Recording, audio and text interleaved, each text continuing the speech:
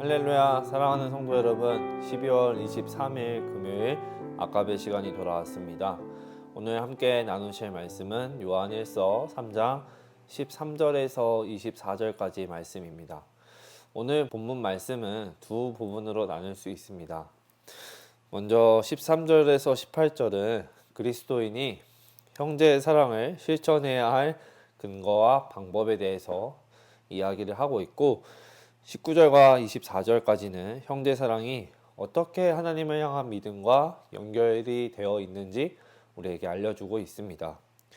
이 요한일서의 수신자들은 예수님을 믿는다는 이유로 핍박을 받고 순교할 수도 있는 시대를 살고 있었습니다. 그래서 그들에게 고난이라는 것은 이상한 것이 아니라 당연한 일이었습니다. 그래서 13절에서 말씀을 보시면 이상히 여기다 라는 말씀이 나오는데, 이것의 원 의미는 인간의 이성으로 이해할 수 없는 이라는 뜻을 담고 있습니다. 그래서 성경은 이상히 여기다로 번역된 의미를 주로 기적에 대한 사람들의 반응을 묘사할 때 사용을 하곤 합니다. 그런데 요한에게 있어서 지금 이상한 일은 세상이 그리스도인을 미워하는 것이 아니라 예수님 안에서 한 가족이면서 성령의 공동체가 된 그리스도인들이 서로 사랑하지 않는 것이 요한에게는 이상한 일이었습니다. 형제는 사랑하는 것은 신앙 공동체의 증거이며 구원을 받은 사람의 생활 방식이기 때문입니다. 그래서 14절에서 보면은 계속 이렇게 이야기를 합니다. 우리는 형제를 사랑함으로 사망에서 옮겨 생명으로 들어간 줄을 알거니와. 무슨 의미일까요?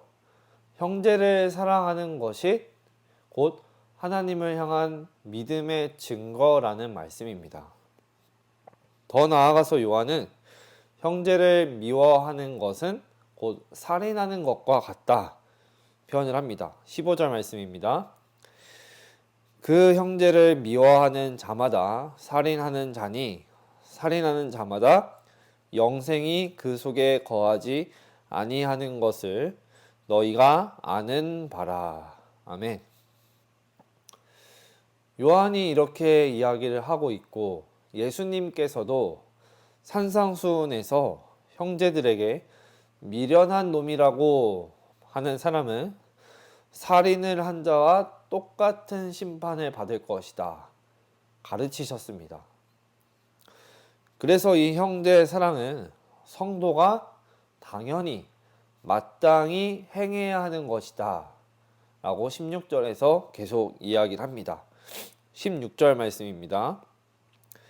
그가 우리를 위하여 목숨을 버리셨으니 우리가 이로써 사랑을 알고 우리도 형제들을 위하여 목숨을 버리는 것이 마땅하니라. 아멘. 우리는 하나님의 아들 예수님께서 자신의 생명을 들여서 사랑으로 구원해 주신 존재입니다. 이렇게 큰 사랑을 받은 존재이기 때문에 이런 사랑을 받은 우리가 형제를 위하여서 목숨을 버리는 것 또한 마땅하다 지금 가르치고 있는 것입니다. 17절에서 이에 대해서 좀 더 구체적으로 우리에게 이야기를 해주고 있습니다. 예수님께서 나를 위해 죽기까지 사랑하셨는데 그 사랑을 받는 내가 형제를 사랑하는 것이 마땅한데도 썩어질 재물을 가지고 궁핍한 형제를 도와줄 생각도 안 한다면 그건 하나님의 사랑을 경험하고 소유한 하나님의 자녀라 말할 수 없다는 것입니다. 지금 요한은 자기 희생 없는 무늬만 있는 사랑을 교회 안에서 몰아내고 예수 그리스도의 사랑으로 풍성한 열매가 교회 안에 가득하기를 기대하였던 것입니다. 그래서 18절에서 이렇게 이야기를 합니다. 18절 말씀입니다. 자녀들아, 우리가 말과 혀로만 사랑하지 말고 행함과 진실함으로 하자. 아멘. 진실한 말로 사랑을 표현하고 그것을 참된 사랑이라고 한다면 그에 걸맞는 행함이 뒤따라와야 한다는 것입니다. 계속해서 19절과 20절에서 이렇게 말합니다. 말과 혀로만 사랑하는 것이 아니라 실제로 사랑을 진실하게 행할 때에 그것이 그리스도께 속한 자인 것을 확정하는 것뿐만 아니라 사랑의 행함을 통해서 우리의 믿음이 더욱 굳건해지고 성장하게 된다는 것을 이야기하고 있습니다. 이렇게 우리가 진실로 형제 사랑을 행함과 진실함으로 하게 될 때 나타나는 증거가 있습니다. 첫 번째로 21절입니다. 바로 하나님 앞에서 담대함을 얻게 됩니다. 그리고 두 번째로는 22절, 하나님께 구하는 모든 것, 바로 기도 응답을 받게 됩니다. 말씀대로 순종하여서 형제 사랑의 계명을 기쁘게 행하는 사람은 무엇이든지 구하는 바를 주께로부터 받게 된다는 말씀입니다. 왜냐하면 그 사람은 하나님께서 무엇을 주시든지 간에 그것으로 자신의 것을, 자신의 욕망을 채우는 삶이 아니라 곧 형제의 필요를 채우며 돕는 일에 사용할 것이 틀림없기 때문입니다. 그리고 마지막 세 번째로 23절과 24절을 간략히 보시면 그 증거는 바로 우리가 진정한 하나님의 자녀임을 증거하게 됩니다. 말씀을 정리합니다. 오늘 말씀, 형제 사랑의 계명을 실제적으로 행하는 것이 얼마나 중요한 것인지, 그리고 또 그 계명에 순종하게 될 때 우리가 받는, 하나님으로부터 받는 그 큰 은혜가 무엇인지 보여주고 있습니다. 하나님께서 우리에게 보여주신 사랑을 고스란히 우리가 기쁨으로 순종하게 될 때 주님은 그 일을 기뻐하시고 우리의 마음속에는 하나님을 향한 믿음의 확신과 내가 정말로 하나님의 자녀이구나 라는 이 자긍심을 우리는 얻게 됩니다. 행함과 진실함으로 사랑하는 것은 곧 하나님의 계명을 실천하는 것이며 하나님의 기쁨이 되는 삶을 살아가는 것입니다.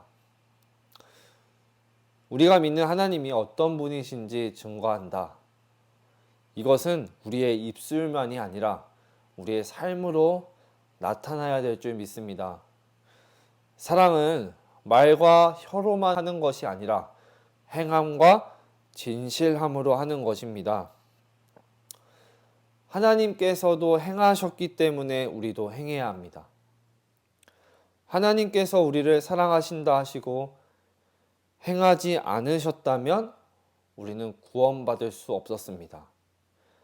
하나님이 우리를 입으로만 사랑한다 하시고 예수 그리스도를 보내주시지 않았다면 우리는 구원받을 수 없었습니다.